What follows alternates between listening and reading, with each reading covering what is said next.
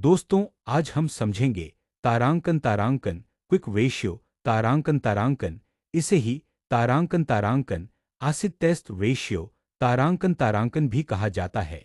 यह एक बहुत ज़रूरी तारांकन लिक्विडिटी रेशियो तारांकन है जो हमें बताता है कि कोई कंपनी अपनी छोटी मोटी देनदारियों यानी शॉर्ट टर्म लायबिलिटीज को तुरंत चुका सकती है या नहीं।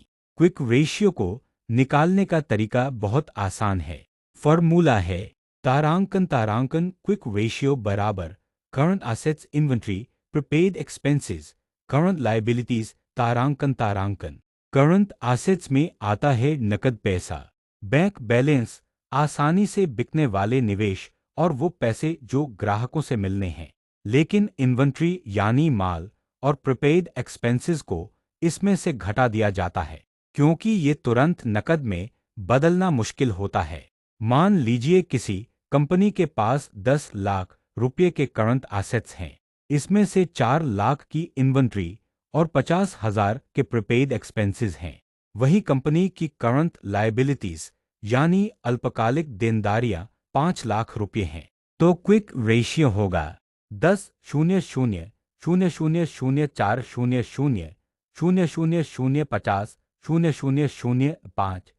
0 0 0 0 बराबर 5 50 0 0 0 0 0 0 बराबर 1 इसका मतलब है कि कंपनी के पास हर 1 रुपये की लायबिलिटी चुकाने के लिए 10 रुपये की तुरंत इस्तेमाल होने वाली संपत्ति मौजूद है।